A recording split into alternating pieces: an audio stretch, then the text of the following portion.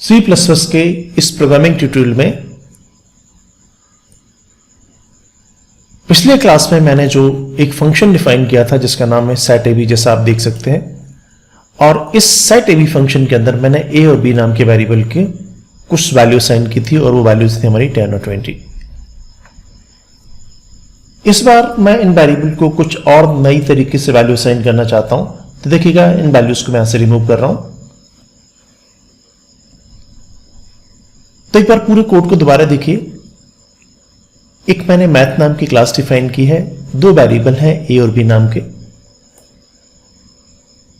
इन variable में जो value रहेगी उसको प्रिंट करने के लिए प्रिंट नाम का फंक्शन। अब मैं इन वेरिएबल को वैल्यू तो असाइन करना चाहता हूं, लेकिन वो वैल्यूज देखिए किस तरह से असाइन की जाएंगी। मैंने फंक्शन बनाया है setAb नाम का। इस setAb फंक्शन की हेल्प से मैं इन वेरिएबल को वैल्यू असाइन करना चाह रहा हूं। तो देखिए, इस setAb नाम के फंक्शन के अंदर मैंने दो पैरामीटर पास किए, x और y।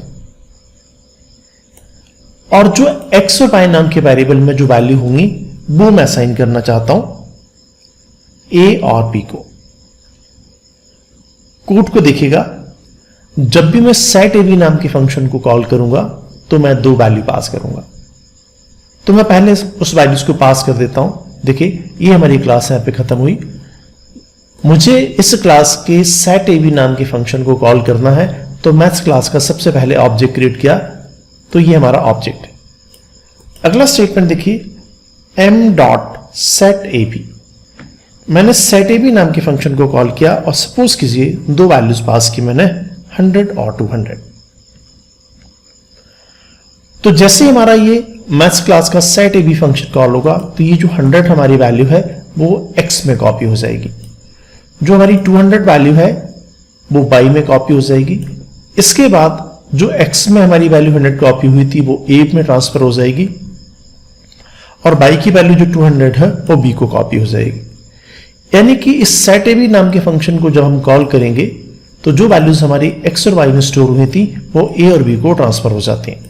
यानी इन स्टेटमेंट के एग्जीक्यूट होने के बाद एक बार फिर से देखिएगा, मैंने setAb नाम के फंक्शन को कॉल किया, 100 जो था वो x में कॉपी हुआ, यहां से 100 a को कॉपी हो गया। यानी इस स्टेटमेंट के एग्जीक्यूट होने के बाद a की वैल्यू हो जाएगी 100 और b नाम के वेरिएबल की वैल्यू हो जाएगी जो हमारी y की वैल्यू है, और y की वैल्यू कितनी, 200। तो इस फंक्शन को जब मैं कॉल करूंगा तो x और y की जो वैल्यूज हैं वो a और b में कॉपी हो चुकी होंगी और a और b नाम के वेरिएबल की वैल्यू इस ऑब्जेक्ट के लिए 100 और 200 होने वाली। इसका जब इस प्रिंट नाम के फंक्शन को कॉल किया जाएगा तो ये a और b की वैल्यू को प्रिंट कर देता है।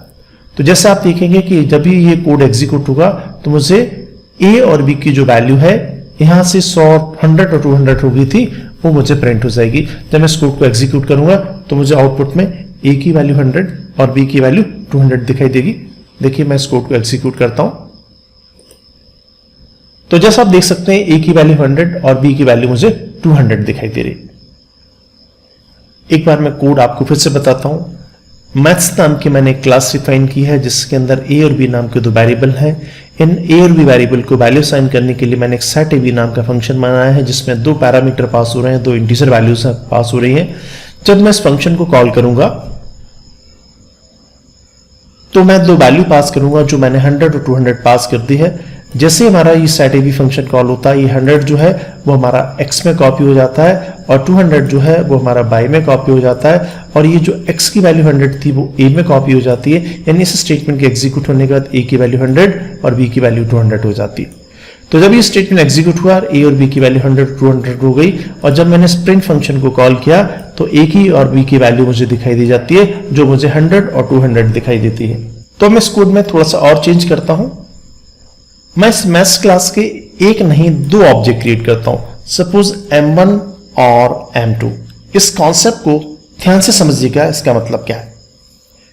जैसे ही मैंने इस मैथ्स क्लास के दो ऑब्जेक्ट क्रिएट किए m1 और m2, तो इस क्लास के a और b नाम के वेरिएबल को मेमोरी एलोकेट होती है। a और b की एक कॉपी m1 के लिए बनेगी और एक कॉपी m2 के लिए बनेगी। जब ये स्टेटमेंट एग्जीक्यूट होता है तो m1 अपने a और b की वैल्यू को 100 और 200 कर लेता है और जब मैं इस m1 के ऊपर स्प्रिंट को कॉल करता हूं तो मुझे क्या वैल्यू प्रिंट करके देगा, 100 और 200। देखिएगा,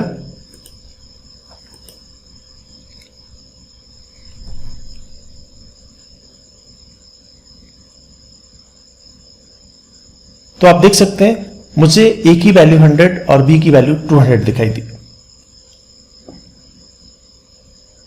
नेक्स्ट यहां पे देखिए, यदि मैं M2 नाम के ऑब्जेक्ट के ऊपर यदि मैं प्रिंट फंक्शन को कॉल करूं तो क्वेश्चन ये आता है कि इस बार हम मुझे क्या वैल्यूज मिलने वाली हैं। तो इस कॉन्सेप्ट को ध्यान से समझिएगा। जब ये स्टेटमेंट एग्जीक्यूट हुआ तो M1 और M2 के लिए मेमोरी एलोकेट हुई। M1 ने अपने A और B की वैल्यू को 100 और 200 कर दिया। जब मैंने M1 के प्रिंट को कॉल किया तो M1 ने अपने A और B की वैल्यू को 100 और 200 प्रिंट कर दिया। लेकिन जब मैं M2 के ऊपर इस प्रिंट फंक्शन को कॉल करूंगा तो देखिएगा M2 ऑब्जेक्ट के ऊपर A और B को कोई भी वैल्यू असाइन नहीं की गई है। एक बार फिर से देखिएगा, M2 ऑब्जेक्ट के ऊपर A और B के नाम की कोई भी वैल्यू असाइन नहीं की गई। जब मैं इसको प्रिंट फंक्शन को कॉल करूंगा तो M2 के A और B की वैल्यू जो भी वैल्यू होंगी वो मुझे गार्बेज वैल्यू दिखाई देंगी। अब गार्बेज में हमारे पास क्या वैल्यूज आने वाली हैं हमें नहीं पता, लेकिन हमारे पास क्या वैल्यूज आने वाली हैं गार्बेज। तो मैं इसको कॉल करूं, पहले मैं नेक्स्ट लाइन पे आउटपुट डिस्प्ले कराने के लिए ANDLS ऑब्जेक्ट को यूज कर लेता हूं। तो देखिए M1 के ऊपर हमारे पास 100 और 200 मिलेगा और M2 के ऊपर प्रिंट फंक्शन को कॉल करता हूं तो आउटपुट देखिएगा।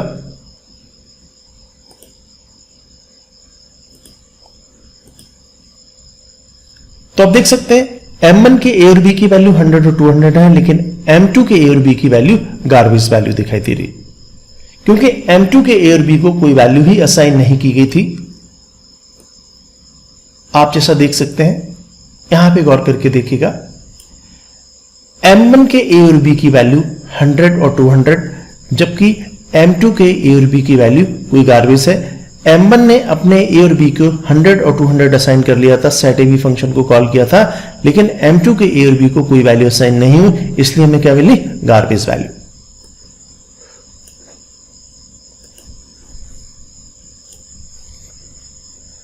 तो इस कॉन्सेप्ट को समझिएगा। मैंने यहां पे मैथ्स क्लास के दो ऑब्जेक्ट किट के M1 और M2।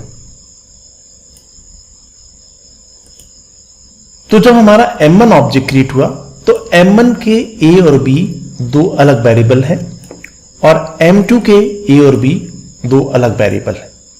यानी M1 जब ऑब्जेक्ट क्रिएट हुआ तो A और B की कॉपी M1 के लिए बनी और एक कॉपी M2 के लिए बनती। तो मेमोरी एलोकेशन देखिए कुछ इस तरह से होता है। M1 के लिए A और B, M2 के लिए A और B की एक कॉपी। M1 अपने setAB फंक्शन की हेल्प से A की वैल्यू को 100 और B की वैल्यू को 200 कर देता है। आप यहां पे गौर करके देख सकिए, जब ये स्टेटमेंट एग्जीक्यूट होता है तो M1 अपने ऑब्जेक्ट A की वैल्यू को 100 कर देता है और B की वैल्यू को 200 कर देता है। तो इस स्टेटमेंट के एग्जीक्यूट होने के बाद देखिएगा, इस स्टेटमेंट के एग्जीक्यूट होने के बाद M1 के A की वैल्यू 100 और B की वैल्यू 200 होती है। जब यह स्टेटमेंट एग्जीक्यूट होता है तो M1 अपने A और B की वैल्यू को प्रिंट करता है तो 100 और 200 दिखाई देता है। लेकिन आप देखेंगे M2 जो हमारा ऑब्जेक्ट है उसके A और B को कहीं कोई वैल्यू असाइन नहीं की गई। तो M2 जो हमारा ये जो ऑब्जेक्ट है इसके A और B की वैल्यू जो डिफॉल्ट वैल्यू है वो हमारी कितनी है, गार्बेज वैल्यू।